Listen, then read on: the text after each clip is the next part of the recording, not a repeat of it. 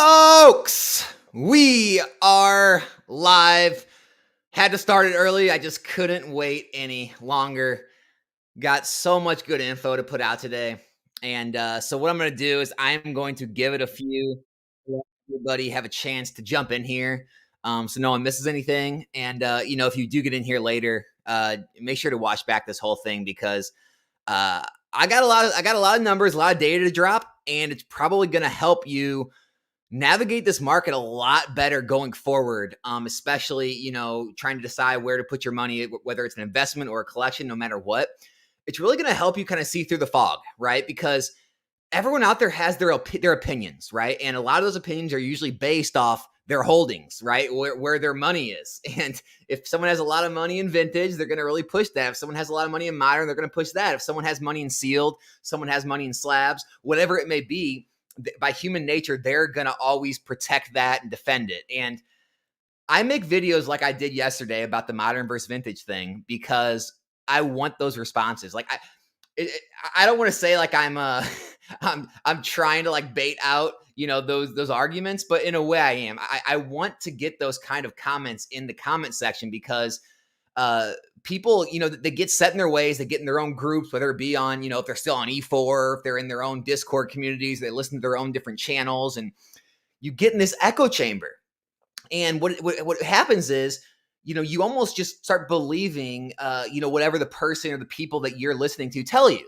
It's kind of like the same way with cults, right? People like think, well, how would I ever get involved in a cult? And I'm no way calling Pokemon or anything like it's a cult. I'm just saying it's the same type of situation where you really get in, you really like the leader, and people really just, think he speaks with a lot of, a lot of prestige and a lot of, passion, and they kind of get drawn in. And then as the cult gets, further and further away, the leader can really manipulate people and just make his facts their own. And so what I'm going to do, I'm going to show you the actual numbers. I'm going to show you where I'm coming from. I'll be completely 100% honest with you.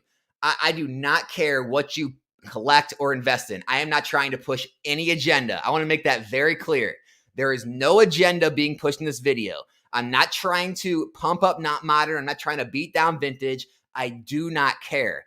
All I care about is that you're all getting the correct data, that you're actually seeing the numbers and understanding where I'm coming from. I know a lot of people think I jump on camera and I'm just, some idiot, doesn't understand the hobby, doesn't understand rarity, doesn't understand, just like I'm just an idiot, like just spewing, from out of nowhere. And I have no idea what I'm talking about most of the time. And guys, it's simply not true. I understand the numbers. I do just as much, if not more research than a lot of people out there.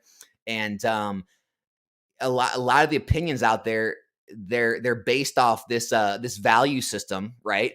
Everyone has their own value system. And I found that, people like to see the market based on their value system. So if they value something, right? If they value the pop report, they value rarity, right? They value scare, whatever they value, they portray that onto the market, and they'll say things like, well, those are very undervalued. Well, why?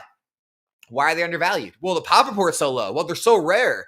Okay, does the market feel that way? Do the consumers feel that way? And that's the biggest thing you need to get through your head when you invest in this stuff is you have to take your own value system out of it. Get rid of it. Now, if you're a collection, obviously get what you value, get what you like. But when it comes to investment, you can't worry about your own value system. It'd be like someone back in like the 80s and 90s saying, well, I'm not going to invest in Philip Morris, because they sell cigarettes. I don't agree with that. Okay, no problem. I mean, people made, millions and billions of dollars doing so because, that was what was in.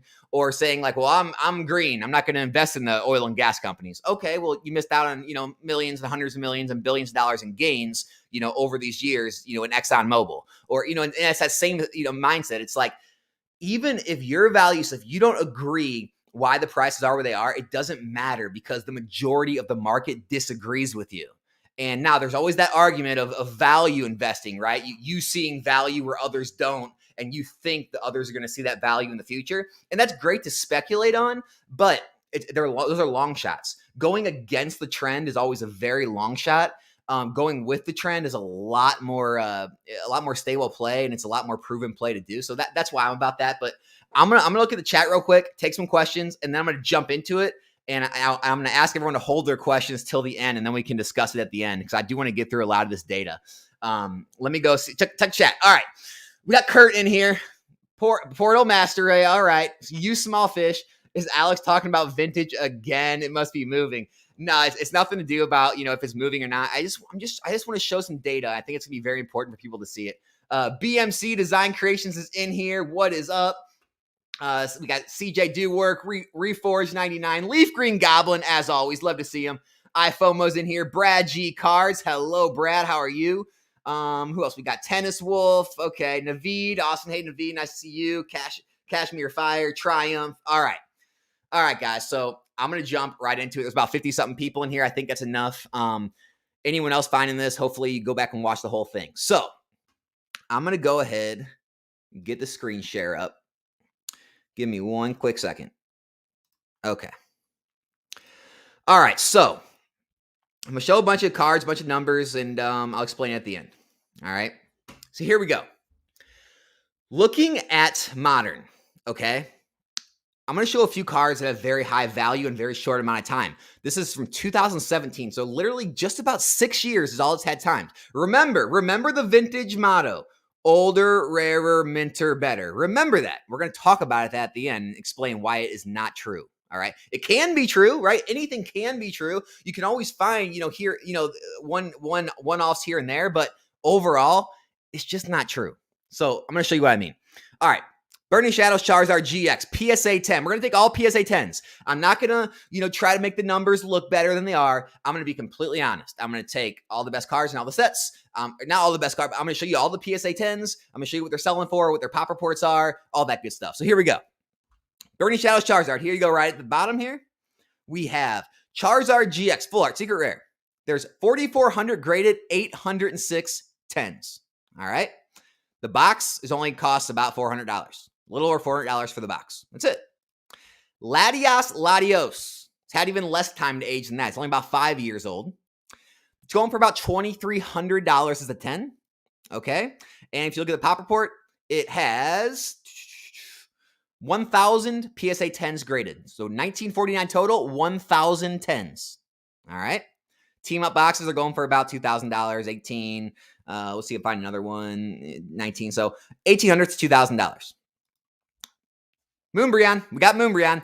About $1,000. Just under $1,000, somewhere over. So around $1,000 as a 10, right? Umbreon VMAX. Where is it at? There's all these different languages in here. It sucks. I hate it. Here it is. All right. Full Art Umbreon VMAX. 10,000 graded, 7,700 10s. Okay. Still going for $1,000. All right. Valving Skies Booster Box. eBay, I want to say eBay, other sites, you can find this way cheaper, but I wanted to show this. This is pretty big deal. Evolving Skies is going absolutely crazy on TCG Player. All right.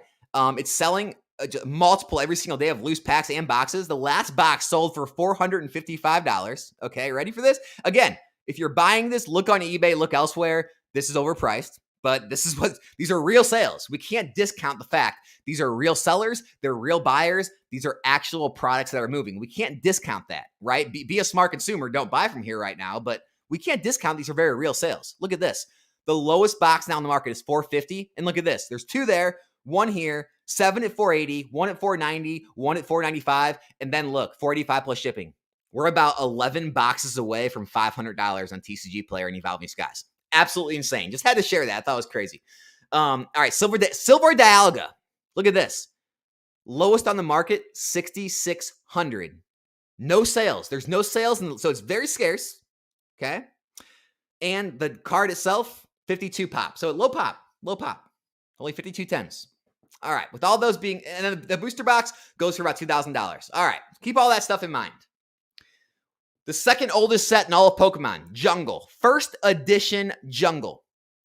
Would you all say Scyther's a pretty popular Pokemon in that set? I mean, he's not the best, but pretty popular, right? $1,350.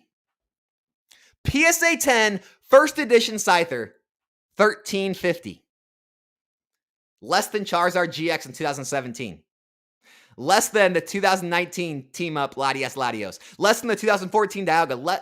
Barely more than an Umbreon that's 2 years old.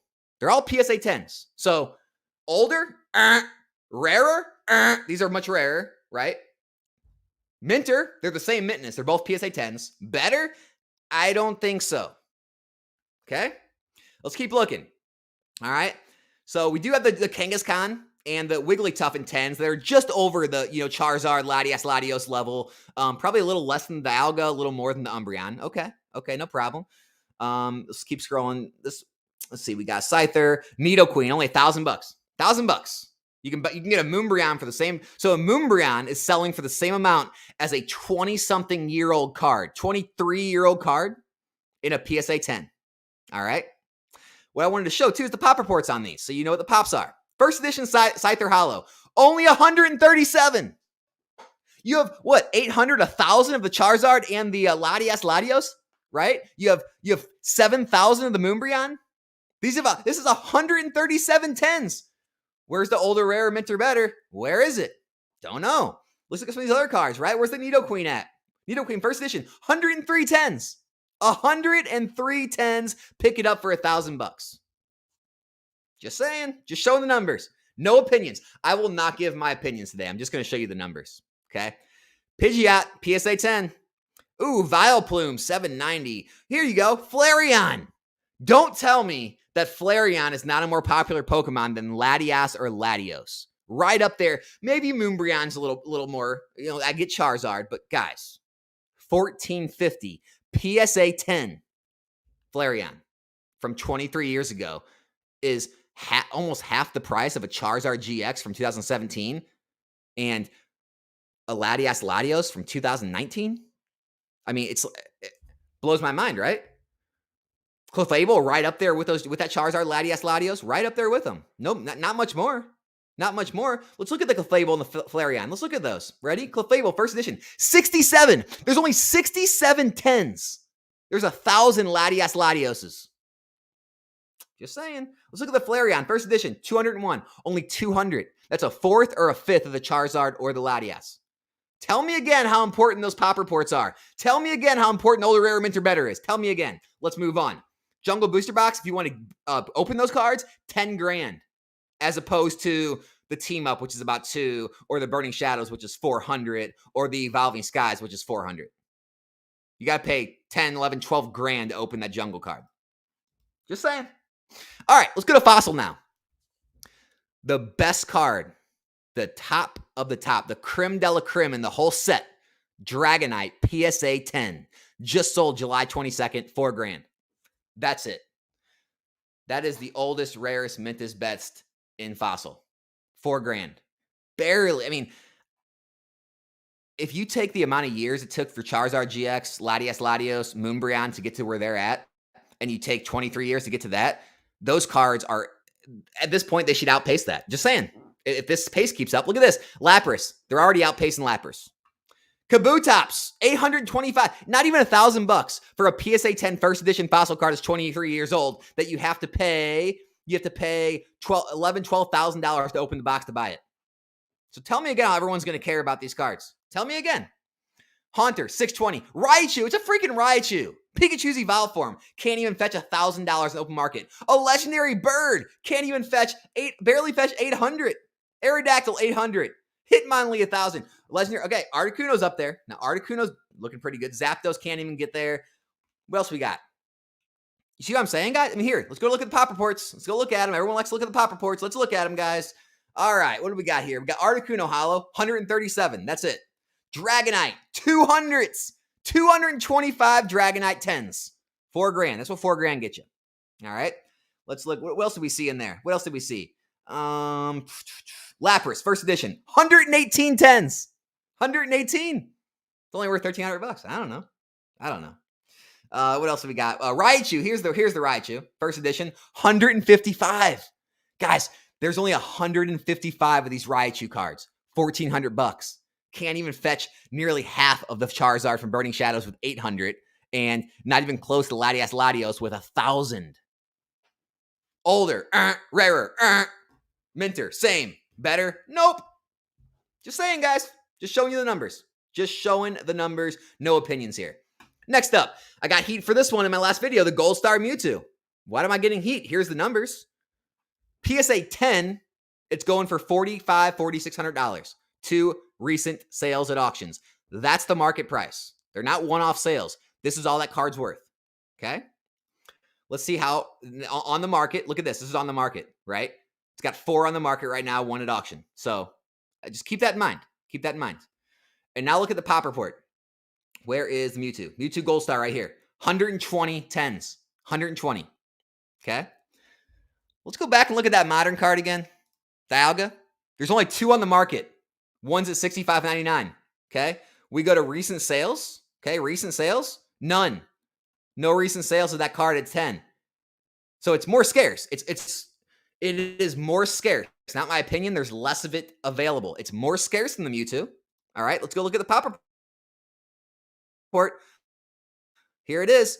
It's rarer than the Mewtwo in a 10. It's a higher condition rarity in a 10 than the Mewtwo Gold Star. Okay, and I mean it's listed higher. So I mean, at very least, it's as valuable, if not more, than a Gold Star. You know, the card that's said to be, oh, sorry, this is the Shining. The card that's said to be one of the most rarest cards in the hobby, Gold Stars. Gold Stars are said to be one of the most rare cards out there. Silver Dialga. Outpacing it after, what, 9 years? 9 years. This has had how many years to grow? Where are these from? 06. What is that? Almost 17 years? Something like that. 17? Pretty crazy.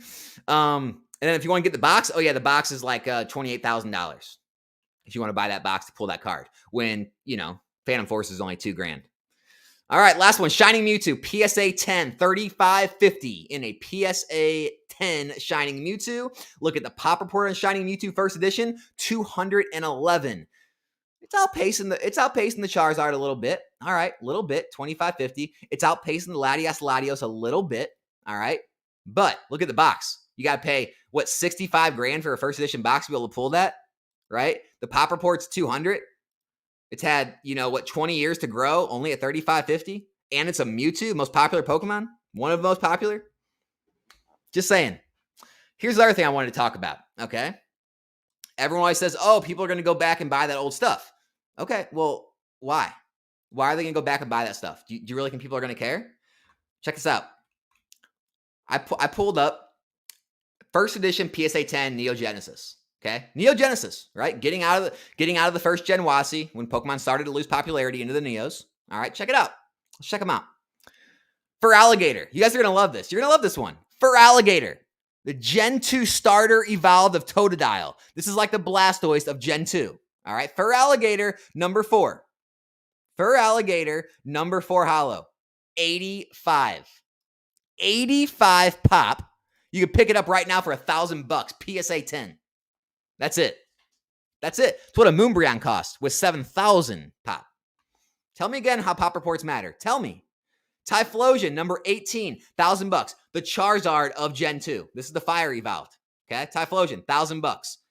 What is it? Number 18? Number 18. Here you go, right here. 121 pop. That's it. All right, let's keep going down. Meganium, all right, the Venusaur, the Gen 2 Venusaur of the Evolve, right, of Chikorita. All right, PSA 10, number 11. Go look at number 11 pop. Here it is right here, 83. Only 83 Meganiums. Are we to believe that those 3 Pokemon are not popular enough? Those are the 3 starters. They're some of those popular Pokemon in the era. Even they can't hold the value, right? Don't even get me started on some of these lower ones like Steelix, you know, Quagsire, Blossom. Look, these cards can't even fetch barely $400. Look, you can barely get $400 for these cards in PSA 10s. They are PSA 10. Look at all these pops. Look at them. Kingdra, right? 91 10s. We got you know, Blossom. Here's Blossom, 138 10s. We've got where's this other one? Here's a Steelix, 220 10s. These are as low pop as they come. As low pop. Look what you can pick them up for. $400, 385, 368, 350. You see what I'm talking about? You know how many modern cards in 10s right now I can pull up in the 300s and 400s? Like a year. Go look at the alt arts in PSA 10s, right? Go look at the Sun and Moon cards. Go look at XY cards. I mean, I could make a list a mile long with cards that are going for $300, $400, $500, $600 of PSA 10s in a matter of 7, 8, 9, 10, 7, 8, you know, 4, 5, 6 years. 1, 2, 3, 4, 5 years. Guys, This is not my opinion. I don't just get on here and blather out some BS just to get people riled up or hurt people's feelings about their vintage cards they're holding. This is the reality. The market does not care. The market doesn't value the cards like you do. And you can sit there and scream on a hilltop and say the market's wrong. People don't know what they're doing. People are irrational spending money on modern cards. Guess what? It's not. They're not. That's what they like. That's where the popularity is. If a million people want a modern Moonbryon and there's only like 10,000 of them, that's a less ratio of if a few hundred or 1,000 people want a card that has 100 pop. The ratio is still better. It just is what it is. And people are having a hard time coming to grips with the fact that people don't like the same things they like. It just is what it is. I mean, here, let's do this for other sets. So here we go. Skyridge. Right? Skyridge, one of them very rare, one of the most rare sets, most scarce sets to actually find in a sealed product, okay, and actually find the cards of. So, look at Skyridge. Is anyone going to say Arcanine isn't a popular Pokemon? One of the most popular, am I right? Arcanine Hollow, okay? H2, Hollow 2, $700. Arcanine Hollow 2. Let's go see what he's at. Arcanine Hollow 2, 116 pop, not even $1,000. All right, Magneton, okay, not very popular Pokemon. I get Magneton not being up there. Okay, let's see who else we got. What else we got in here? Moltres. Moltres can't even fetch $1,000. That's $1,000 or best offer, H20. So Moltres can't even fetch $1,000. It's a Moltres, very popular Pokemon. If you don't think so, go look at what the Moltres alt art is going for in, is that Chilling Reign? Go look at that Moltres alt art if you don't think Moltres is a popular Pokemon, because it is. Moltres Hollow right here. 100 population. Can't even fetch $1,000 after 20 years. Just saying. Here we go. Look, Crystal types, the most rare cards in the whole set in Skyridge. Crystal Golem can't fetch 1,100, right? Crystal, what else we got? Here's an Articuno, right? Crystal Golem. Vaporeon, an Evolution, 1238, PSA 10. That's H31. Let's look at that. Vaporeon, here it is. 98. 98 pop. Not even 100 pop into 10. $1,200. Moonbryon's almost selling for that with a 7,000 pop. Okay. Here's the Crystal Kabutops, $1,300. As we go farther up, we'll find some of the higher end stuff. Even a Snorlax, right? Snorlax can't even get it. Crystal Kabutops, Crystal Seadra. What else do we got, guys? Houndoom, $1,600. PSA 10. Houndoom, Hollow 11. Let's look at the Hollow 11. Where is it at? Here it is, Houndoom. 61 pop on a Houndoom, which Houndoom's not the most popular, but it's not like a hated Pokemon. It's pretty popular. Only 1,600 after 20 years. You're going to love this one. Let's go up. Oh, here's a Moonbryon, or sort of a Moonbryon, right? Let me go up. I want to find the Celebi. I think it was right here. Celebi. Where's the crystals? Here it is. Crystals Celebi. Most recent, $2,700. All right. It's Celebi. It's a crystal type, super rare. $2,700 after 20 years. Let's go see what the Celebi is on the pop report. Here it is, Celebi. 179 pop. Okay. It's barely outpacing Latios and Charizard GX from just a few years ago. It's at 20 years to age. It's in a set where the box is like 50 grand. Very rare. 100 pop report. Very scarce. Older, rarer, minter, better. Guys. The numbers are here for everyone. You don't need me to show them to you. You can go look all these up yourself. Here, you can find the pop reports on psacard.com. Go to this thing, pop report. You can look up any set you want, any card. Go to eBay. Look at recent solds. Anyone can do this. You can look it up yourself. I'm just the messenger. Just the messenger of these numbers. Now, mid-era. Everyone's like, oh, people are going to come back to mid-era. Guess what? No one cares. Look, Arcanine. PSA 10. This is from Fire Red Leaf Green. Okay? Mid-era Nintendo set. 225 PSA 10. Snorlax. It's a Snorlax. Super popular Pokemon. 247 PSA 10. Auctioned by Z&G. Jigglypuff, right? I mean, look at all these cards. Look at them all. Look at them all. Zapdos EX, right? So back in Fire Red Leaf Green, that was some of the first EX cards, right? $400. Zapdos EX PSA 10. You guys see what I'm saying? Moltres. We got Haunter. You see what I'm saying? Look at this. Let's go to Legend Maker, right? Go a little farther. Legend Maker. One of the best hits in the set, Mew EX. Look at this. $1,450 in a PSA 10, 2006 EX Legend Maker, right? Look at the pop reports on these. Mew EX right here. 68 Mew EX PSA 10s. Okay? Go back to the Fire Red Leaf Green, right? Fire Red Leaf Green. I'm going to scroll up a little more. I want to show you some of these. Here you go. Venusaur. It's got a freaking Venusaur EX. PSA 10, 900, can't even break $1,000. It can't even outperform a Moonbryon. All right, let's see the Venusaur EX right here, 151 pop. That's all I got, guys. That's all I got. Need I say more? Older, rarer, they don't mean anything anymore. Minter, okay, PSA 10, I'm with you on that. Older, rarer, not better. It's not better. It can be a factor. It can be. Doesn't mean it is. Popularity and demand trump older, rarer. Now, when you combine older and rarer with popular, right? When you throw the Charizard or Blastoise in there, okay? When you throw like a card like Shining Gyarados, like an awesome artwork, then it's better. But you're playing with popularity then. You're playing with popularity and demand when you throw those in. If you just take older, rarer, Minter, that's not better. Not even close, not by a long shot.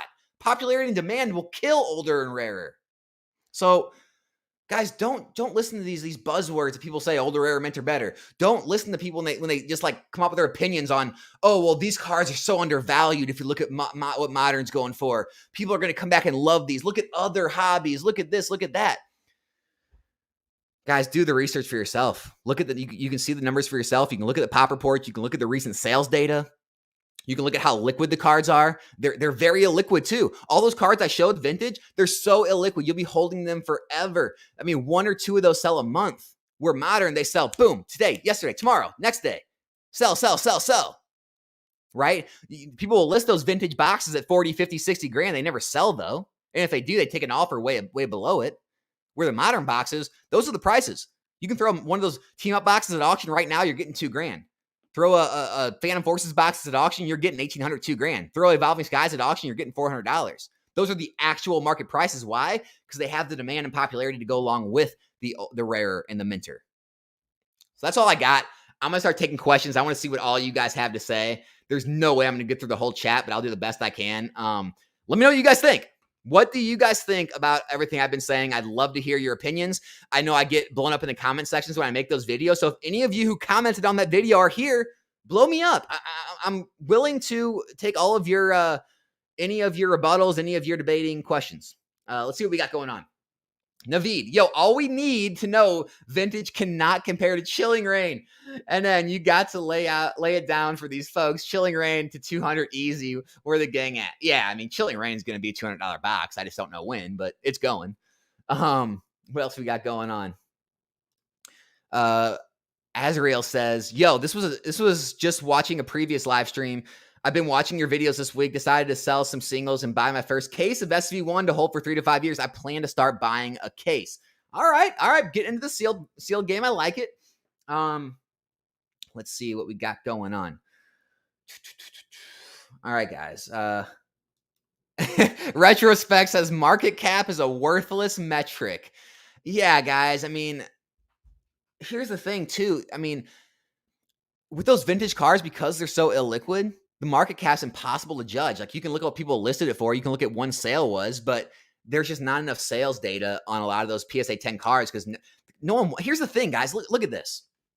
Okay, those cards very rarely sell in the 1 in 2,000 range. However, you have Modern cards and Modern boxes selling daily for $1 to $2 grand, right? And so people, I had comments in my last video saying, yeah, it's because vintage is more expensive. There's not enough people to buy at those levels. That's why it's less liquid. That's why. No. That's not true at all. People have the money. You're seeing it in Modern. People are dropping $2,000 on Ladio's tag team cards every day. People are buying team up boxes every day. They're buying, those any XY Sun and Moon era PSA 10s every single day. Moonbryon sells every day for $1,000. The money's here. The money is pouring back in the hobby. It's just not going where you want it to go. People just aren't valuing things the same way you do or the same way you want the market to. And your only rebuttal of that is the market's irrational. They're overvaluing Modern. They're undervaluing vintage. And that's great. That's your determination. And if you want to make plays and speculations based off that, go for it. You can pick up tons of mid-era hollows for $200-$300. You can pick up tons of vintage PSA 10s for $1,000, $2,000, $3,000. Go buy them all if that's truly your thesis that you think is going to change. However, The market doesn't agree with you. It hasn't for a good while. That's why I started this YouTube channel, to show everyone the market does not agree with what the people that are into vintage are telling you. They're just coming up with an idea of what they believe is going to happen in the future. I could just as easily come up with an idea and say, well, I think Evolving Skies is going to be $2,000 a box in the future based off what Team Up's doing. I think Moonbryon is going to be $2,000 and $3,000 based off what other cards. I mean, I can make predictions as well, but it doesn't matter, right? The trend is your friend until it ends. And to try to jump off the trend of what all the money's pouring into, which is Japanese and also modern, it's unwise, in my opinion. Unless you just really want to speculate, I think it's very unwise. That's just my opinion. Let's see. Tap says, something that blows my mind is that the unlimited Shining Gyarados goes for less than some modern alt arts when pull rates were so small. Exactly. That's what I'm saying. The pull rates doesn't matter. The rarity, the scarcity doesn't matter. The pop report, it doesn't matter when popularity and demand trump it, right? Gyarados is a super popular Pokemon too. Vintage liquidity is so bad. You get a hold onto cards for months if you want a price you set. Otherwise, auction for less. Modern liquidity is chef's kiss. Exactly. That's what I'm trying to say. It's so much more liquid. It's because that's where everyone's at. You have millions and millions of people wanting modern cards. You have thousands wanting vintage. Thousands. In the mid-era, probably less, right? Less people. I mean, guys, I didn't have time to, I didn't want to throw every single set, but go into some of those mid-era sets. Just type in type in any mid-era set, a Diamond and Pearl set, type in an EX set, type in, even Black and White set. Just type in that set name, PSA 10. That's it. No other filters. Type in the set name, PSA 10, and go to sold listings. It's so slim. So few of those cards sell per month. No one's looking at them. No one cares. Now, I get it. You can say, well, that's undervalued. They're undervalued. People are going to go back. Well, for them to be undervalued means the popularity needs to shift back to them. And you have to, in your mind, you have to come up with a catalyst that's going to support that, right? I could see very real catalysts that are going to support going back to first gen WotC, right? It's the first. But to go back to these random mid-era sets where a lot of the cards are reprints, they're not even first appearance of those cards. I don't know. I don't see it, but if you do, put your money where your mouth is. Speculate on them, buy them up when they're real cheap, and maybe you'll get it right. I just don't see it. I don't see it. But those are the numbers. So you can make whatever you want of the numbers. I mean, that's not my opinions. Those are just the real numbers. You make your own conclusions. Miguel says it just goes to show you modern is more high in demand. Oh, it's exponentially higher in demand. That's not even up for debate. The demand's not even up for debate. It's modern so much higher. I mean, the sales data shows you. The sales data shows that. Let's see. I did see a super chat. Let me go with my I want to go get that before it's gone. Uh-oh. Where'd it go? Here it is. All right, Tap said. So Tap said, everyone talks about base set and shadowless. I'd want to see a video comparing gold stars and shining cards to today's big alt art hits. Tap, thank you for the $5 super chat. Yeah, so gold stars, they're some of the most rare, scarce cards in the hobby. Now, there are some cards in XY, like the Team Magmas, Kyogre, Groudon, the Silver Dialga, some of the promos. There's cards that are actually lower pop, that are they have as many graded and they have lower population of 10s. And actually the products seem just maybe a little easier to find, but pretty hard to find. And so, yeah, I mean, there's cards everywhere that are definitely comparable in terms of pull rates and in terms of PSA 10s. However, the reason base set and shadowless are so valued is just that's where the nostalgia lies, right? Popularity, demand are always going to trump rarer, older, rarer. It just is what it is, right? Now, like I said, you can have older, rarer with that. Base set, oldest, it's the oldest, right? You can have oldest or rare, you can rarer, you can have both with the popularity and demand, but it needs some level of popularity and demand to make that older, rarer mean something, or it's just numbers of showing something's rare. It's okay, I could print a 1-of-1 card right now, call it, nostalgianomics, right? If no one wants it, it doesn't matter if it's a 1-of-1. Doesn't matter. All right, what do we got in here? Leaf Green Goblin. I'm shocked that Shining Mewtwo is 5K. It's sub 5K. Really? I'm shocked that it's that much. You see what I'm saying? I'm obviously just trolling, but that's what I'm saying. It's people who are they're very into vintage. They value it. They value pop reports. They love the rarity. They love the history of it. They get very offended when someone like me would say, well, I think that's way overvalued. I mean, look at it, right? It's not even a full art. It's not even a ultra rare. I mean, it's just a hollow, right? It's got some shiny pattern to it, but I mean, I don't know. It's kind of lackluster. I think that card should only be $500. I mean, you see what I'm saying? How the opinion of the hobby can be. And I guarantee you, I promise you, if you wouldn't ask like 10 grade school kids or middle school kids that are collecting this stuff, that question, you would get that answer. If you put that Mewtwo with some of the new Mewtwo's, they would take some of the new Mewtwo's every time, a lot of the time. I'm telling you, that's what you have to understand and consider when putting your values ahead of others. Because when investing, you cannot invest on your own value system. It won't work out good, I'm telling you. So in 10 years, when modern stuff is old stuff, who will want to buy it? Okay, that's a great question. So Pokemon's had a few big booms, right? 99 to 2000, that was a big boom. 15 and 16 with, 2016 with Pokemon Go, the game, Evolutions. Then it had like the Hidden Fates, Logan Paul, pandemic time. Then, Sword and Shield, Scarlet Violet is still coming in. So XY, Sun and Moon, and Sword and Shield and Scarlet Violet, these have tons of nostalgia for people that want to come back and chase. Base set, Jungle Fossil, a lot of that first gen WotC have nostalgia and demand and popularity for people to go chase. The middle era doesn't have a lot of that. So that's what scares me about a lot of the middle era stuff, is because there wasn't as many people in the hobby, or wasn't as any catalyst for people to come back and collect those. So that's my answer to in 10 years, that people want to come back and collect this because they'll have nostalgia, right? The kids that are 10 years old now, or 15 years old, or 12 years old, well, they're going to be 20, 22, 25. They're going to have jobs. They're going to have money. They're going to want to come back and collect the things that maybe they saw YouTubers pulling, or things they couldn't afford or could never pull themselves, right? I already have a level of nostalgia for XY. I've already went back and started collecting those things because that's when I came back in the hobby, right? People have that kind of nostalgia for Sun and Moon. They have that for Sword and Shield. That's people going back and collect things, the things they want and remember when they were kids, or remember at earlier parts in their life where they had good memories of. That's nostalgia. Let's see. You small fish. So you rather have Latios with sticky high pop to hold for the next year compared to a Neo Destiny one with scarcity? So you small fish, it's not about what I want or you want. That's my whole point of this video. It's not about what I want or you want. It's about what the majority of the market wants, right? And the majority of the consumers, they don't even know what a pop report is. A pop of what? What does that mean? Like popcorn? They don't know what that is, right? They don't care. All they care about is, hey, this is a really cool card. I want this card. This is the price it is. If I can afford it, I'm going to buy it. And they might look at that. What do you compare it to?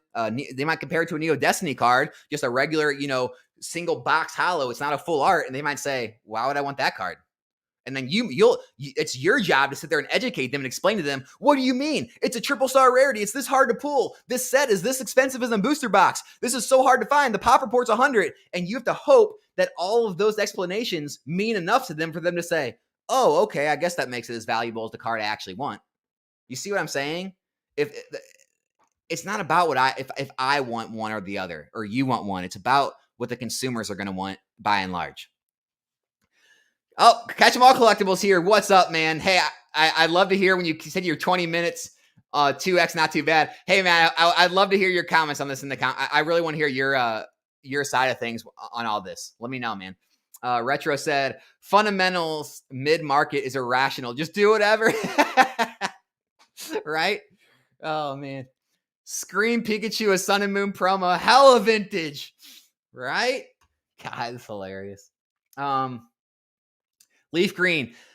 These vintage numbers are making me feel good about collecting them in the future. Yeah, and see, everyone can take these different way. A lot of your vintage lovers, I think Leaf Green Goblin's probably one of them, are going to see those and say, wow, these are so undervalued. Only 1 in 200 pop. They're going for $300, $500, $800, $1,000. That's crazy low when compared to modern. But on the same end, it's just like, are enough people going to want them, right? Because at the end of the day, price means very little, right? It's just like a stock. The stock price means very little. It's all about the demand, how many people want the card, and how high people value the card, right?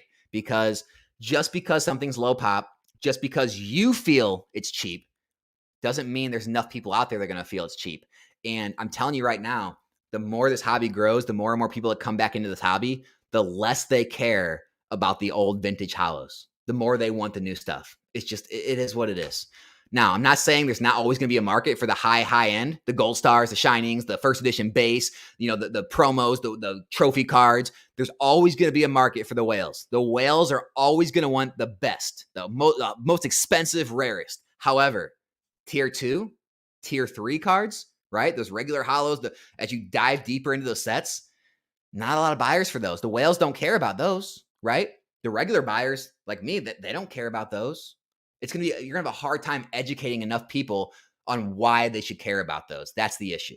That's where the trend, right? Modern first, that when you go back to base jungle fossil, like the in demand stuff, you don't have to educate anyone.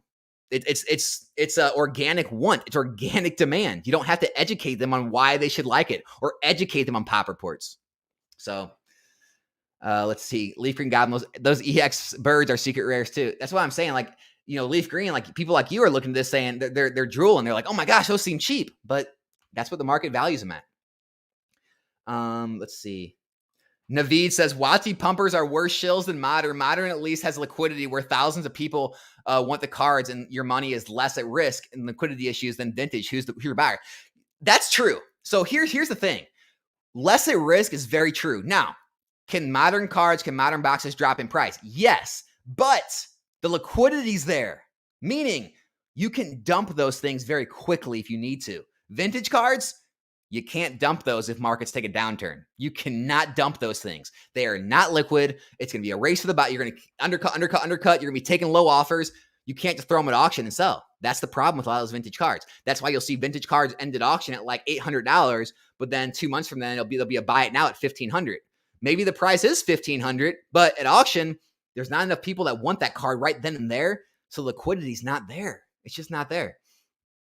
Oh, here we go. Portal Master A. As someone who owns vintage first edition PSA 10 hollows, the valuation sucks balls. The vintage snobs want us to wait 20 more years. Yeah, that's the thing. It's always time. Every time I debate someone about vintage, it's always, well, give it time.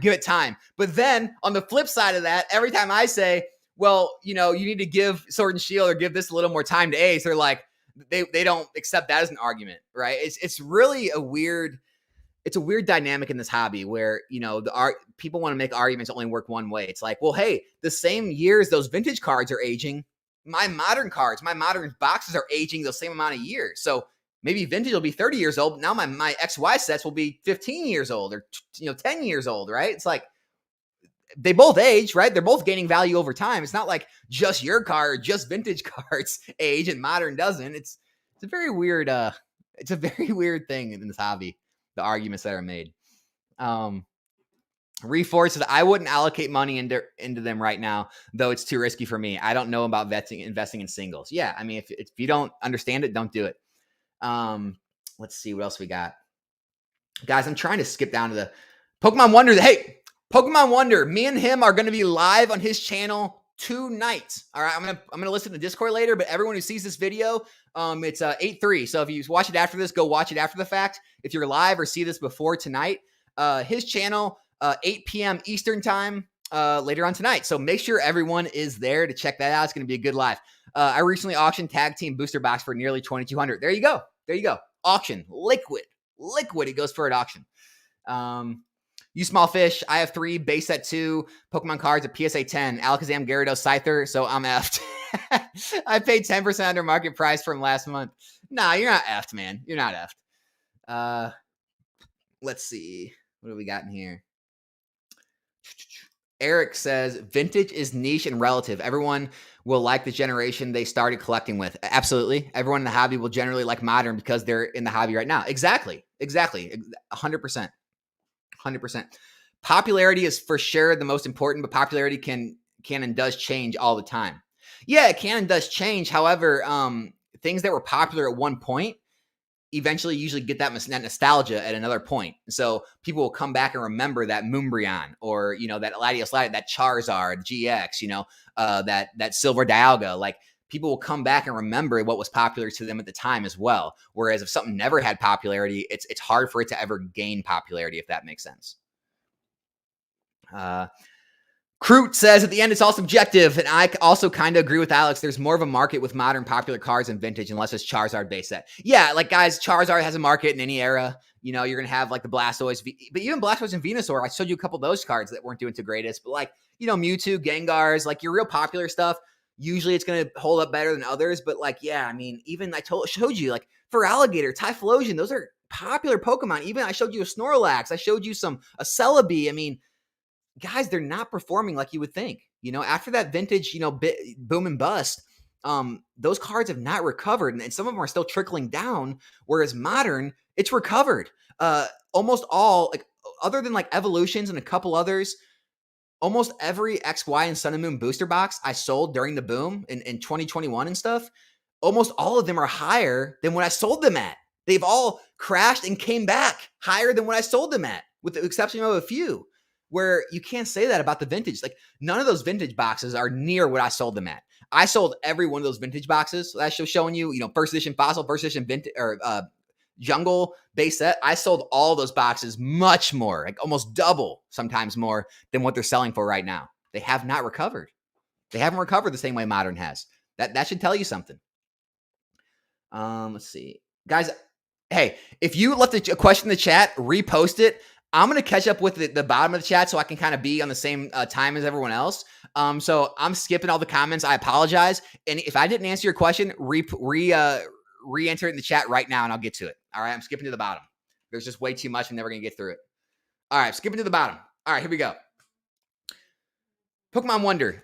Think of it this way. Younger generations prefer cartoons from their gen first before their time. Same applies to Pokemon artwork, and therefore they are willing to buy it. Absolutely. Catch 'em all collectibles. I've been doing Ultra Modern since 2014 when I got distribution. First Evo, Charizard, Mega Charizard to market in PSA 10. Yeah. Okay. If and when things get bad, it could really get bad. All right. Dan, can you be positive ever? It's so funny. So I'm going to have another person outside of the community on the channel next week, but I'm really focused on getting people outside the Pokemon community. Guys, I'm a big believer of not being around like negativity. I don't even want to be involved in a lot of these groups anymore in the Pokemon community. And Dan trolls, so Dan's not really like that, but there's so much negativity in this community. Everyone always thinks it's going to crash. Everyone always thinks the pops are too high. The boxes are overprinted. Everything's negative. They don't think about the millions and millions of dollars of new money pouring in. They don't think about how the hobby's constantly getting bigger. They don't think about the whatever 100 or 50 countries Pokemon's in now. They don't think about all the sports card collectors and bigger money, people in their 40s, 50s, and 60s that are starting to move into Pokemon as alternative asset investments, right? They don't talk about, who is it? Gosh dang it. I can't remember. They don't talk about all these high-end individuals talking about putting money into sports cards or Pokemon cards as assets, as investments. No one talks about the positive things.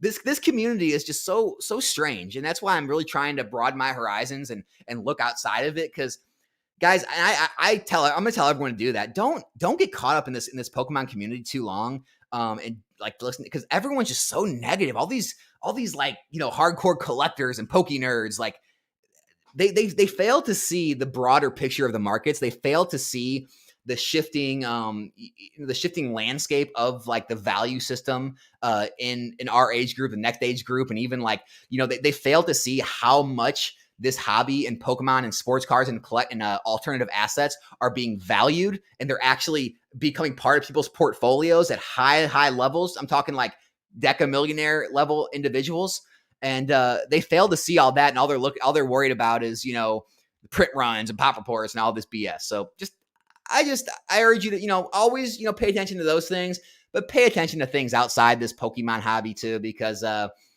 there's a lot more going on. There's a lot better things. I mean, just what's happening with Fanatics right now with all of the, you know, the push of sports cards and sports cards investing. You know, some of the podcast things are getting mentioned on, like Post Malone buying the Lord of the Rings single ring for $2.6 million. You have you just have so much money, so much attention still pouring into the hobby. Like Logan Paul was not the end of it, right? Logan Paul was not the end of the popularity pouring into Pokemon. That's all I got to say about that. All right, back on track. Retro says, been doing Japanese since Vietnam. I love it. Womb Raider. The Womb Raider. I love it. What? What is that name? You are right. I am remortgaging my house and selling my car to invest in Scarlet and Violet. Oh, geez. Not financial advice. Not financial advice. Not a financial advisor. Not a tax advisor. Do invest at your own risk. Anything can happen with this stuff. I know they're not the exact same. Cadabra Big Spoon. But I look at sports cards, other older stuff or firsts of hobbies in the best condition run. The most money, since it's like an antique collectible, seems safer from what you think. No, so it's not true. If I get you right, people always try to point to sports cards. It's not true at all. The reason Wayne Gretzky, the reason Michael Jordan, the reason Mickey Mantle cards are so expensive, yeah, they're rare, they're scarce, they're hard, but they were also the most popular players, right? Go look at other players of that time in PSA 10. They're not that expensive. But then look at Tom Brady, look at LeBron James. Their cards are way more expensive than all the other lower tier players. So no, it's not the old stuff in sports. It's the old popular in demand players. It's all popularity and demand still. Okay? It's not like everyone on the roster, right? All the people on the team, or even some of the stars. Not even all the stars are worth a lot in the old cards. In the old cards, it's the most popular, the biggest players, the ones who have all the demand. Those are the ones that are still the highest, right? The Wayne Gretzky's, the Michael Jordans, the Mickey Mantles, I can't even think of them all. But those are the ones, all right? But then you have LeBron James, you got Tom Brady, you got these guys that are surpassing a lot of those old vintage cards because popularity and demand. Popularity and demand, people. What do you know? The Master Ball 151, Kelly. I'm not a Japanese person. Retro's in the chat. If you want to say at Kelly and give your take on that, go ahead and do that. Or anyone who's into Japanese stuff. Kelly, I'm just not a Japanese collector or investor, and I don't mess with that market, so I'm not going to speak on something that I know nothing about. Sorry. Let's see. Where do you see the market in 10 years? Unless catastrophic event happens in the world, in the U.S. economy, and I see it business as usual, right? I see it business as usual ever since I got back in the hobby in 2016. Other than that gigantic boom, which, hey, everyone always wants to talk about the gigantic Logan Paul pandemic boom. Guess what? Booms happen in the stock market all the time too. Booms happen in real estate. It's just a blip on the radar, right? If you took a chart line from 2016 until now, you'd see a big giant uptick around then, but guess what? Then it's steadily up again, business as usual. So could there be downturns? Could there be more upturns? Yeah, but I see business as usual, steady growth over time. Sealed product will continue to rise, in my opinion. And then the more rare, scarce, hard to grade cards, hard to find cards will probably do pretty well, hold value, maybe raise. I don't know about PSA and singles, but yeah, I see the market continuing doing very well. I'm not a pessimist. And here's the thing. No one can give me any legitimate arguments on why the market's going to crash, right? There's no arguments right now. It's just the boogeyman of the future is going to get you. Okay, great. How much do you bench? Not quite 275. I can't quite get 275 up, but I can do 100-pound dumbbells though. I can bench 100-pound dumbbells. So I'm getting up there. I'm getting my strength up. My problem is, here's the thing is, with my, I try to stay lean. And so I really keep the carbs out, the sugars. I try not to drink any calories, meaning like sodas. I don't drink alcohol, things like that. And so I really try to stay lean. And so it's hard to, it's hard to get gains, super fast when you're trying to stay lean. Now, if I just wanted to like eat everything I wanted and just constantly eat all day long and really put on a good 20 pounds, I could get my weights up really fast on all of my exercises. I've done it in the past, but I value, staying lean, and I'm not worried about exactly how much I can lift. I'm not in high school or college anymore. I'm not super young. I'm not trying to compete against people to see who lifts the most. I'm just trying to stay in good shape and kind of have good longevity in life and stay healthy. So that's where I'm at with the whole workout bench thing. So yeah, I'm not that strong, guys. I'm really not that too strong. Let's see. Reforge, would it be possible for you to get someone to talk about a Pokemon bear market? I'm very interested in a Pokemon bear market and how it looks. Yeah, Dan, you want to hop on? Catch 'em all collectibles will talk your ear off about a Pokemon bear market. He loves talking about Pokemon bear markets. Catch 'em all collectibles on YouTube. He'll talk your ear off on why Pokemon is irrational and the market things shouldn't be selling for what they are. You can definitely go there if you want to hear that. Let's see.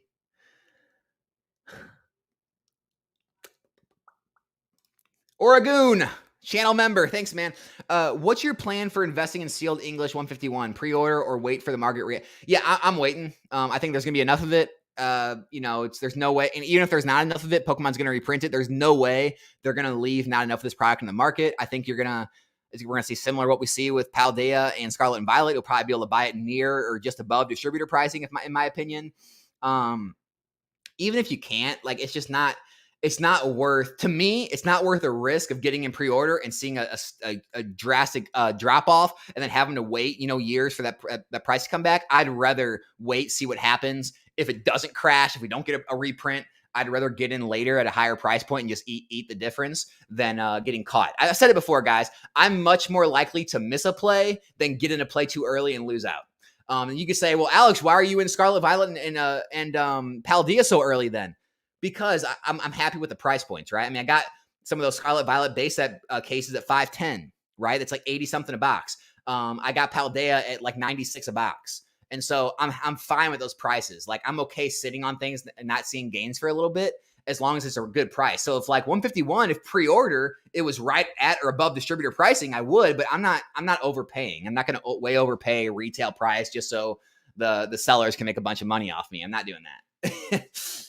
The Green Shiz is in here. Hey, Dan, left me 1 or 2 positive comments in my videos in the last few years. Okay.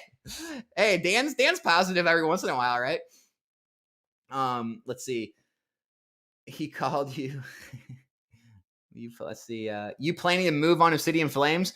Yeah. I mean, I buy every set. So eventually, yeah. Did I buy one yet? No. Am I going to pay $115 a box? No, absolutely not.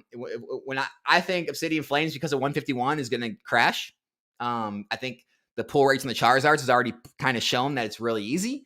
So I'm going to look for the same thing I did with Paldea and Scarlet Violet. I'm going to look for 96, 97 a box. I'm going to look for sales. Maybe I can get them down into the low 90s, maybe even 80s. I'm looking for low prices on Obsidian Flames. I'm definitely not rushing into it. All the hardcore people are butthurt because people who've been here for half the time are more knowledgeable and outperforming their dusted. Yeah, I mean, here's the thing. It's like, this is not everyone. There's smart people in this hobby, but here's what I've seen. A lot of people who don't understand markets, who don't understand investing, who were just, for lack of a better term, they were nerds. They collected Pokemon since they were kids. They never got out of the hobby. They've been in the hobby forever. They didn't think about investing. They were just collecting, right? They were collecting, flipping, buying collections. They were hoarding it. They got extremely lucky during the boom and became 100,000s or millionaires. And now they're perceived as experts because they have some of the largest collections. When in reality, and then ever since then, a lot of those people have been wrong again and again and again and again because they don't actually understand markets. They don't actually understand how to read the landscape of where, they don't get it. And so they're continuously just losing money every day on their vintage investments because they didn't sell at the top. They still, because their ego, they still won't sell. They still won't move into better performing assets. They'd rather, hold it out their collection and then just say, oh, I don't care. It's my collection. But let's be honest, they care. And I see that happening so much in this hobby. Now, on the flip side of that, there are also very knowledgeable people who have been in the hobby a long time. They understand investing and they made very smart moves and got very wealthy doing so. So it's not everyone. Don't think I'm lumping everyone in the same barrel. However, there's a whole lot of people on the flip side of that got very lucky, and now they're trying to act like experts and they're trying to, play the market, and they don't know what they're doing. And they're going to continuously get caught again and again and again. They're going to be wrong again and again and again. And it's rough to watch. It's rough to watch, to be honest with you. If Barbie is still killing it, Pokemon will definitely be killing it decades from now. Absolutely, right? Are there Barbie cards? Should we start investing in Barbie cards? Who's got the Barbie cards? Put the link in the chat. Got to start investing in Barbie and Ken. I want Scuba Barbie. Reforge, no way 30% of MSRP is bear market. That is absurd. I can see maybe 60%, but I don't see 30. Okay. I don't know what that was referring to. Hermit Man, no one wants to hear their collection isn't worth as much as newer stuff. In 20 years, the shoe will be on the other foot. In 20 years, the shoe will be on the other foot? Oh, you're trying to say like maybe in 20 years, the stuff now won't be worth anything? I mean, I don't know, because I don't know about that. I think there's too many people in the hobby that want this stuff there's so many kids seeing their parents be so successful with this, make so much money, their collection growing. And I just think when they get their own money, which everyone I've talked to with kids, their kids, they want this. They get their allowance. They want to spend it on Pokemon. When they start making their own money at their jobs, they're going to want to do this. Like, it's the same reason people want to be YouTubers, right? It's the same reason people want to be, they want to do TikTok. They want to, when you see they want to be professional video game players. Back in the day, no one had done it. So our parents said, oh, that's unrealistic. You can't do that. But now people have seen it's possible. People have seen what's possible with Pokemon, with streaming, with video games, with whatever. And so people are now saying, hey, yeah, son, yeah, daughter, if that's what you want to do, it's very possible. Start early. So now when people are getting out or in high school and college with their money, they've seen it. They've already seen the success with their parents or their friends. They're probably going to want to do the same a lot of the time. Just saying. And the social media community, this YouTube, Discord, it keeps everyone so engrossed. It's hard to lose people out of hobbies now, like it was back in the day. Just growing up, you just age out of your friend group. The card shops aren't. It's a lot different now. The world has changed. Player One, videos have been really good lately. Keep them coming. Don't shy away from being outspoken. That's where the best content comes from. Hey, thanks a lot, Player One. I appreciate that. Yeah. Never going to shy away here. The trolls, the haters, they're never going to get to me. I've been dealing with it since day one. Everyone already thinks I'm just an idiot, don't know what I'm talking about. They think I'm joking or trying to pump and dump or whatever it is, right? I think I'm lying about things, and I've heard it all, and none of it bothers me. Not at all. Triumph. At the end of the day, I don't think investing and holding more is going to ruin long-term gains because it's more massive reprints and restocks at distributor quantify that affect market prices, in my opinion. I don't think people investing and holding is going to ruin long-term gains because it's only massive reprints and restocks at distributors that quantify that effect. Yeah. Large reprints definitely have more of an effect than more people investing. I agree. All right. Hold on. My phone's going crazy. All right. Here's Dan. It is weird how saying things could go down is seen as negative. It is just realistic. Clearly, I think we are set for a while. I am doing this full time. This could be at the bottom. Who knows? Dan, I'm not saying it's wrong to say things are going down. I'm saying it without any type of data or statistics or reasoning to back it up. Like, just saying, you feel the market's irrational. Like, just saying like it's irrational to you that you can, make money on slabs. That's not a good argument that the consumer valuing those slabs at what they value and they're willing to pay $50 or $100 for a slab just because you can buy it for $5 and grade it.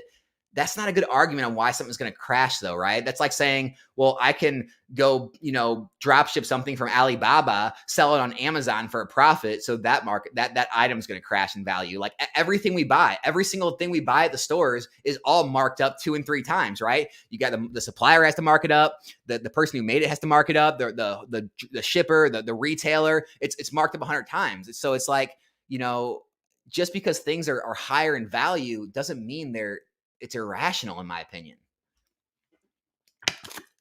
But yeah, just saying something's going to go down, like, I get it. Yeah, there's always going to be fluctuations, but why? Like, there has to be a why. And that's why I think it's being negative, is because without a why, without actual things we can point to show why, just saying it's going to go down is kind of like me saying it's going to go up. There's got to be things to point to it. Aren't you negative on vintage? It seems that money just lumps around from vintage to modern and cycle continues. I'm not negative on vintage. There's parts of vintage that I'm positive on. I'm just negative against things that have no popularity or demand. I'm negative on people throwing pop report numbers around, or throwing rarity or scarcity around, or throwing these coined terms around and thinking it means something when it comes to the market. Like, thinking that because, X, Y, and Z, it's undervalued, or because modern X, Y, and Z is overvalued. it's valued at what the market values it at. Like this is what if something sells day in, day out, every day around the same price, that's the market value, right? That's just what it is. And especially when something has been valued at that for multiple years, like, yeah, you can say things are overvalued or undervalued right at release or, in the first year or two, but for sets in X, Y, and Sun and Moon, they've had time to age. You can't sit there and say it's overvalued, undervalued still. Like the market's had time to mature on those. That's what people legitimately feel it's worth for what it is. So I don't know, Pokey Grinding, thank you so much for the 99-cent super chat, super sticker, whatever it is, man. I appreciate you being here, always showing support, man. I appreciate that. An argument for mid-era. Not everyone is willing to spend thousands on cards in the mid to late 20s. They might be willing once their kids move out.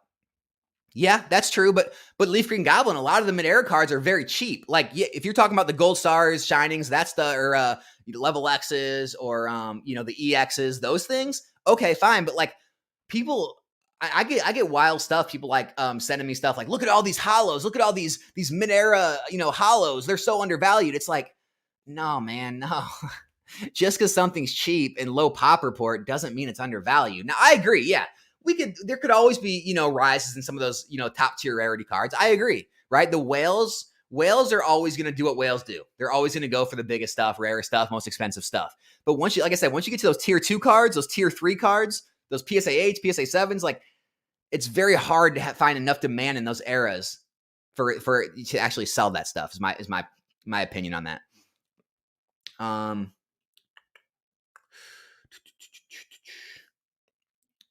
Let's see. Looking for some stuff in here. Jack says, as economic interest rates increase and cost of living increases, I believe contractors will begin to sell their collection. What do you think? Collectors will. Actually, no, I think the exact opposite now. I was actually talking to someone for a couple hours a couple nights ago, and he's actually, so he does a lot of analyst work for, on a lot of the stock market and things. And basically all the signs right now point to next year, the interest rates will start to drop. At this point, we've almost reached like where they want to reach. And so actually the interest rates and house rates might actually begin to drop next year. And so we've already kind of seen the hobby's already kind of weathered the storm through these interest rates and these cost of living increases. And so as inflation is conquered, right, to an extent, and things get more deflationary, we might see even more money pour into the hobby. So that's all I'm seeing. But yeah, I mean, we've already seen gigantic increases in cost of living and interest rates, and the hobby's strong. They can't raise interest rates forever, right? The cost of living won't go up forever. And so whenever things start to stable or even drop, more money is going to pour in the hobby. So no, I disagree.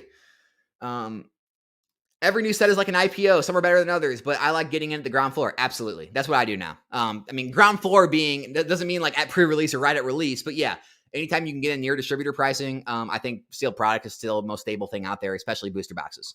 Retro, very accurate description of the paywall. What happened?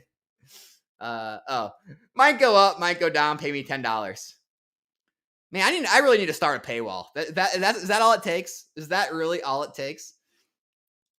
Scarcity equals popularity. Huh? Crinkle. What do you mean by that? What do you mean by that? Here, hold on. Before I get to that, V said, Jax, interest rates cannot go up more and we all lose our jobs. There's no buyers. Interest rates cannot. Yeah, exactly. That's kind of what I just said. Interest rates can't go up forever. Catch 'em all collectibles. Ultra modern will always be the best. Always. Say it loud and then a bit harder.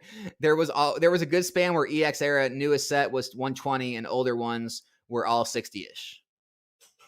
There was a span where EX era newest set was 120 and older ones were 60-ish. Oh, you're saying like that to always buy the newest stuff because back in the day when no one was into Pokemon, they deteriorated? Maybe. When Jake was defending first edition Light Togetic, I realized I'm not in on the vintage like others. Man,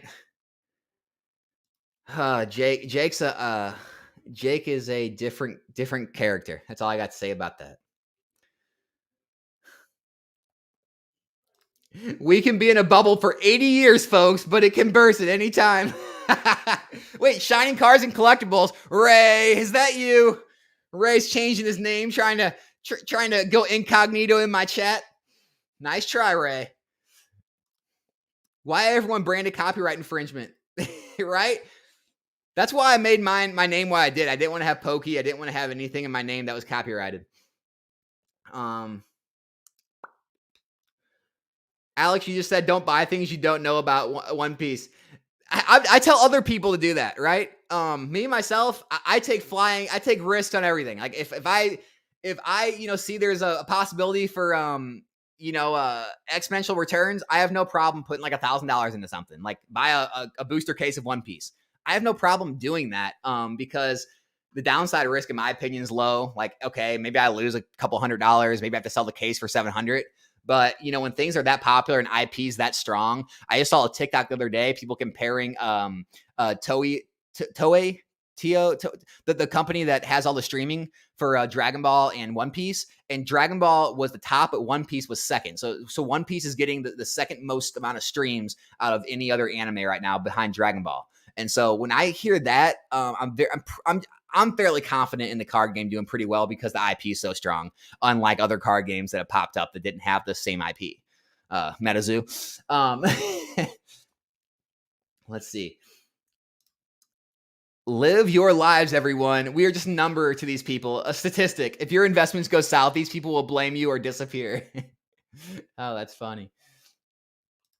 Catch them all. It says spend it all, live it up. Now you might die tomorrow. Why not? Why invest in Pokemon? The future isn't guaranteed. Exactly, right? I listened to a congressional hearing. Turns out aliens prefer modern. Great. Good to hear. I was wondering what the aliens thought. Guys, I'll be honest, man. I'm definitely conspiratorial. I am super conspiracy theorist. I'd love to have a conspiracy channel, to be honest with you. My only thought whenever I hear the alien stuff, as soon as the government starts coming out and talking about aliens and saying they exist, what's going on, right? Where should I be looking? Where's the smoke and mirrors? Because they're all saying, look at this alien, and we're going to go ahead and do all this over here without you knowing. That's all that comes to mind. Like, I could care less what they come on the news and say anymore. My mind just I'm like Eddie Bravo. My mind immediately goes to, okay, what's happening in the background right now? What are they not wanting us to look at while they're talking about aliens? That's all I'm thinking about.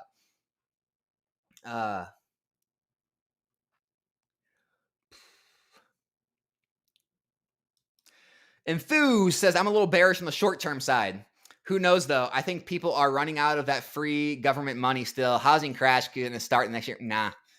Enthuse, man, I got to disagree with you. That free money's been gone a long time ago. I've talked to, multiple messages on Instagram, on Discord, emails, phone calls, Zoom or StreamYard calls.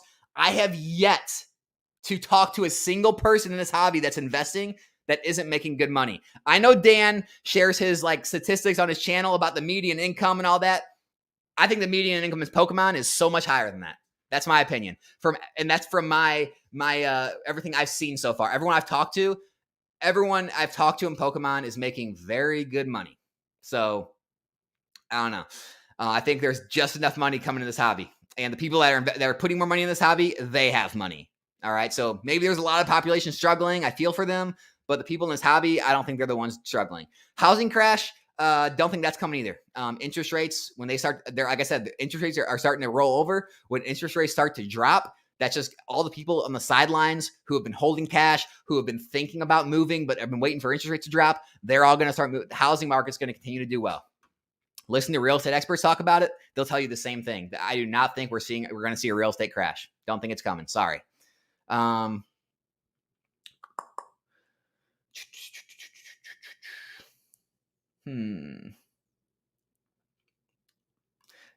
the housing market crashes, the whales enter and purchase the properties and sell to the market stabilizers. Could be the same for the Pokemon market. Possibly. I mean, I just don't see it crashing, to be honest. Obsidian Flames crash. So negative. Come on, Mini. I am trying to make money here. I mean, guys, I feel for the game stores and the full-time sellers of sealed product, but it has no effect on the investment value of the market, though. This is how it was back in XY. let's be honest, a lot of these so-called game stores, or like they're not even stores, really, they're online sellers that popped up making quick tendies. A lot of them are going to have to go out of business unless they, find a different business model with singles or graded or other things, because the free tendies are gone. You can't just sell sealed product online and make enough money anymore. It's not going to be a thing.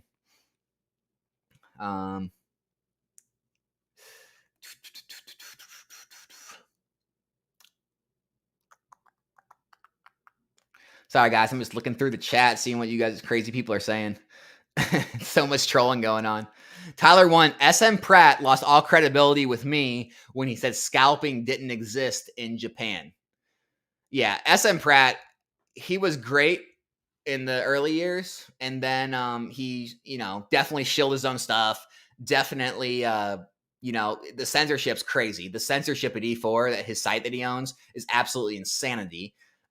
Basically, he doesn't want anyone talking poorly about the investments that he and his followers are in, basically, is how it goes. So yeah, I lost respect for SM Pratt as well.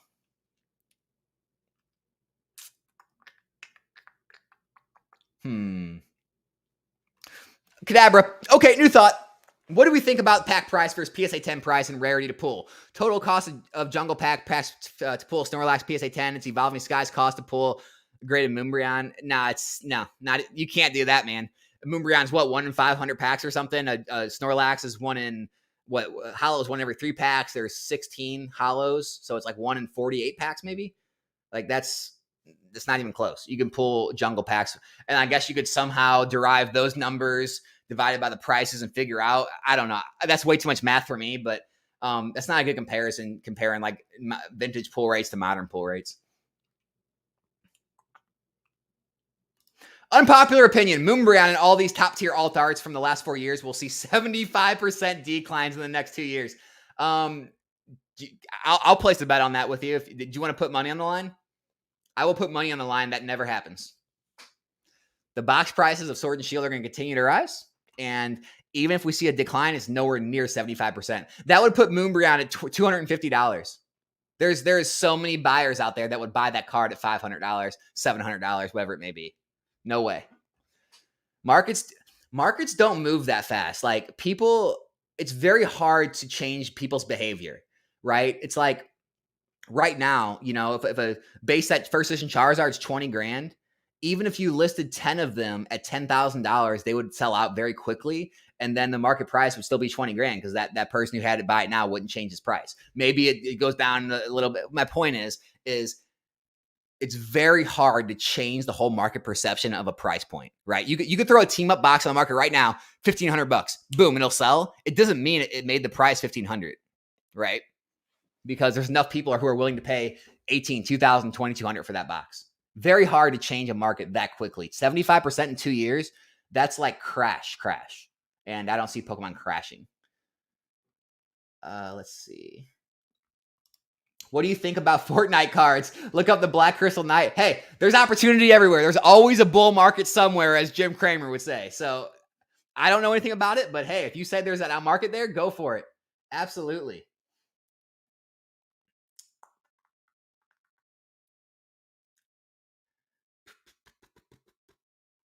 God, you guys are it's too much. It's too many. I can't keep up. There's too many comments. There's too many. I can't keep up.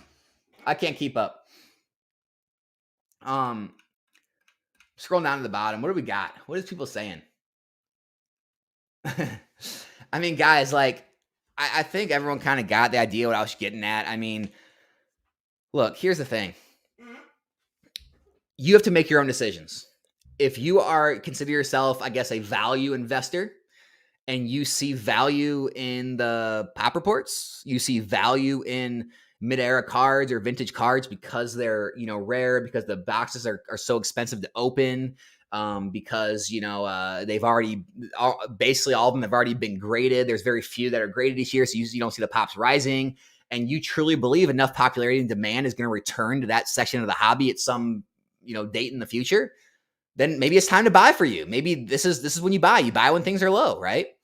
But if you're asking my opinion, I believe in first edition base set, right? PSA 10, PSA 9s. I believe in even jungle and fossil. Like I believe that those first 151 Pokemon, the first prints, like the first editions, I think there's always going to be enough popularity and demand in those cards to keep the prices stable. As you get into Neo, as you get into Skyridge Aquapolis, as you get into mid-era like Nintendo EX, Diamond Pearl, even as you get into those, when Pokemon Hobby was a lot lower than it is now, very few people in it. I don't know if there's enough popularity and demand to bring people back to those. Besides the top tier, besides the Gold Star PSA 10s, right? Besides the Shining PSA 10s, besides the top tier, the promos, the trophies, the whales, there will always be a whale market. However, tier 2, tier 3 cards, I just don't see it. Modern, why do I see modern? Because XY with Pokemon Go and Evolutions, that was a huge boom in the hobby. Brought me back in, brought a ton of people back in, right?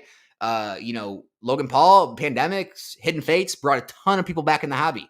Sword and Shield, tons of people pouring into the hobby. Right now, with the whole blow up in Japanese and Chinese and all these different countries, pouring people back in the hobby in Scarlet and Violet. You have so many of these different catalysts that are pulling people back in the hobby in all these areas that we didn't see in Black and White and Diamond and Pearl and Nintendo and EX, and we just didn't see it.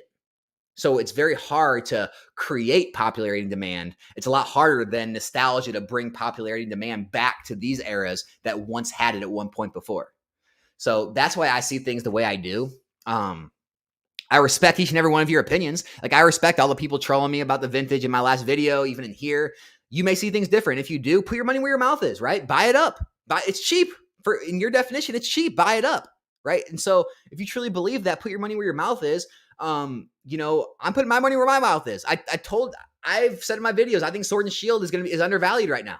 I think the booster boxes are undervalued. What did I do? I went out and bought more cases the last couple of weeks. I've been buying up cases of Sword and Shield alt art set booster boxes. I've been buying them up, stacking up my shelves downstairs. That's what I'm doing. Paid a lot more for them than I did when I got them the first time. My cost basis, my cost per share my cost per box has actually risen. Don't care. I think they're all $200 plus booster boxes. I think Evolving Skies could see $500 by Christmas. I think we're going to see a $500 plus Evolving Skies booster box by Christmas. Just saying, it's throwing it out there. We might see some of those other sets at $200 by Christmas. I believe in it. Am I buying Latios at $2,000? No, I'm not saying that maybe is not overvalued. Now, is Charizard Rainbow GX from Burning Shadows, is that overvalued? Maybe not. Is Silver Dialga overvalued? Maybe not, right? Maybe those are rare enough. I don't know. Moonbreon, is that overvalued because of the pop report? I don't know. Is 7,000 too many? Is 7,000 too many of the card of this era? That is the base set Charizard of Sword and Shield era. That Moonbreon is, right? Go look at Charizard. Go look at base set Charizard. What does that sell for in a PSA 9, PSA 8, PSA 7? How liquid is that card? Do you not think Moonbreon is at least going to have a small amount of the same liquidity that Charizard's going to have? Does that Charizard not go for $1,000 plus as a PSA 9 and has a higher population in PSA 9 than Moonbreon does? Doesn't it have like a teens in the teens of PSA 9s? Is that right? Or am I wrong about that? Maybe that's the full population of Charizard. I could pull it up, but I mean, there's cards that have gigantic pops in vintage but still sell. So, guys, just think about all of these types of things when you are trying to predict a market. Don't just get stuck on keywords. Don't get stuck on a couple of things someone in a channel or someone with a big collection has to say. Guess what? The people with the biggest collections may or may not know the most about markets. They may or may not have your best interest in mind. None of us know what the future holds, but be careful when you're just taking advice from one or two people just because they have a big collection or just because, they've been right in the past. All right. Think about all these things when you're making decisions. That's pretty much all I got to say today, guys. I hope everyone enjoyed the live. Make sure to catch me live tonight on Pokemon Wonders channel. It's going to be at 8 p.m. Eastern time. I will leave a link in the Discord for it. Other than that, guys, I will be back here in a new video soon. I'm out.